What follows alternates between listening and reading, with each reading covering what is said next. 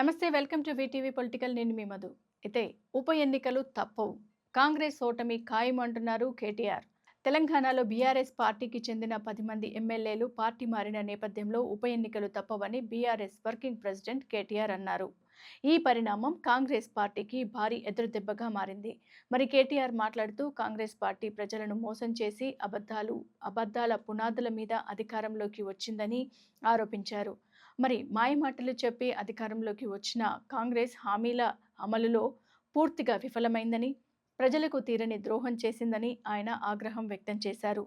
మరి రేవంత్ రెడ్డి గతంలోనే చాలాసార్లు ప్రజలను మోసం చేయడమే తమ నైజమని చెప్పాడు.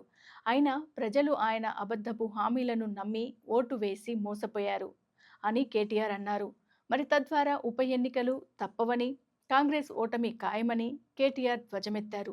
ఈ పరిణామం రాజకీయ వాతావరణంలో కీలక మార్పులను సూచిస్తోంది. సో మరి రాబోయే ఈ ఉప ఎన్నికల్లో ఎవరు గెలుస్తారా అనేది అయితే వెయిట్ చేసి చూద్దాం. So keep watching on VTV. వీటీవీని సబ్స్క్రైబ్ చేసుకోవడం మర్చిపోకండి.